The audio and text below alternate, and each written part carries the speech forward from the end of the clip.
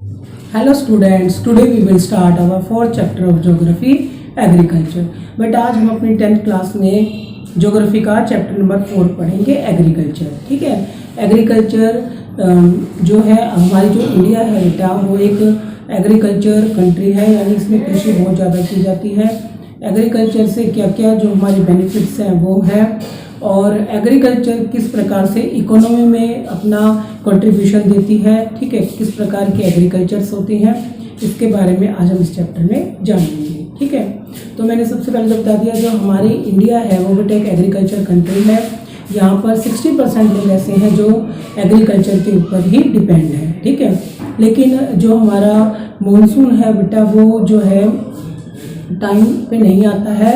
ठीक है, वो इरेगुलर है, तो जिस वजह से जो हमें इरिगेशन के लिए बहुत सारे प्रयास करने पड़ते हैं। तो उसके लिए अगर हमारे पास वेल है, ठीक है, या वेल है, ट्यूबवेल है या फिर पोन्ड्स हैं, तो हमारे आसानी से इरिगेशन हो सकती है। अदरवाइज जो सर्कमस्टेंसेस होती हैं वो चेंज होती रहती हैं। ठीक है, तो एग्रीकल्चर जो है वो कई टाइप्स की होती है। एक होती है हमारी कैश क्रॉप्स। कैश क्रॉप्स में बेटा क्या होता है कि हम सिर्फ उन फसलों का उत्पादन करते हैं जो कि हम मार्केट में बेच सकें। तो मार्केट में बेचने का फ़ायदा ये होता है कि इससे हमें ज़्यादा से ज़्यादा, ठीक है, अमाउंट में पैसे मिलते हैं। ठीक है, और इसे हम नकदी फसलें भी कह सकते हैं। इसके बाद आता है बेटा हमारा मिक्स्ड फार्मिंग। मिक्स्ड फार्मिंग में हम क्या करते हैं कि हम फार्मिंग करने के साथ साथ हम एनिमल हस्बेंड्री भी करते हैं, यानी कि हम पशुओं को भी पालते हैं। जब हम पशुओं को भी पालते हैं तो इससे क्या होता है कि जो हमारे फार्मर्स हैं उनकी इनकम बढ़ जाती है। इसके बाद आता है मल्टी क्रॉपिंग। मल्टी क्रॉपिंग में बेटा क्या होता है कि हम एक ही ईयर में, ठीक है, अपना जो एग्रीकल्चर एरिया होता है, लैंड एरिया होता है, उसमें हम बहुत सारी फसलों का उत्पादन करते हैं, यानी बदल बदल कर करते हैं। तो उससे हमें ये फ़ायदा होता है कि हम एक ही खेत में बहुत सारी फसलें ले सकते हैं। इसके अलावा जो हमारी एग्रीकल्चर होती है बेटा, वो 3 प्रकार की होती है, रबी, खरीफ और जायद। ठीक है, ये 3 प्रकार की होती है। इसके बाद अगर हम बात करते हैं तो बहुत सारी इंडस्ट्रीज जो हैं वो एग्रीकल्चर के ऊपर बेस्ड होती हैं, क्योंकि बेटा जो रॉ मटेरियल्स हैं उन्हें वो एग्रीकल्चर से ही मिलता है।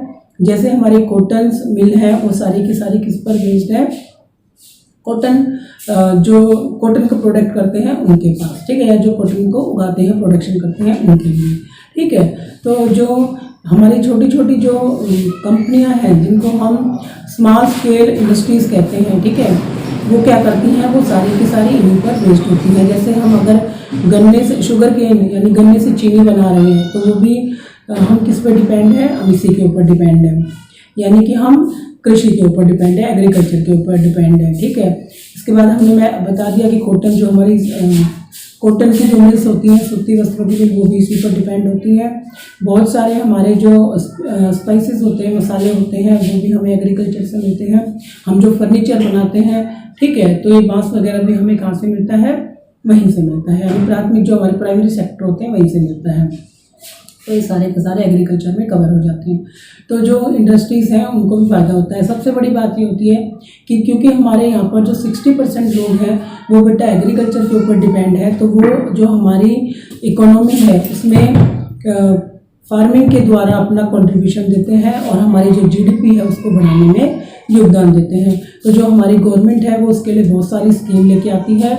1960 का जो दशक आया था उसमें हमने देखा था कि ग्रीन रेवोल्यूशन आया था। ग्रीन रेवोल्यूशन की वजह से जो हमारा वीट है, ठीक है, वीट का जो प्रोडक्शन है वो एकदम से बहुत ज़्यादा बढ़ गया था, और हमारा पंजाब, हमारा हरियाणा, इन्होंने बहुत सारा जो है वीट का प्रोडक्शन किया था।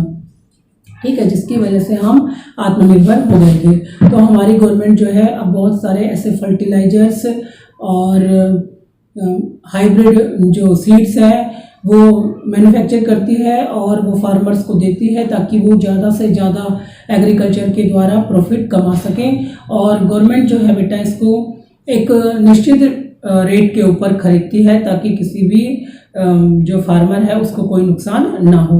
तो जो हमारा चैप्टर है एग्रीकल्चर, इसमें हम मेन पढ़ते हैं कि एग्रीकल्चर क्या है, एक किस किस टाइप्स का होता है, और हमारी गवर्नमेंट इसके लिए कौन कौन सी स्कीम लेकर आई है। Thank you.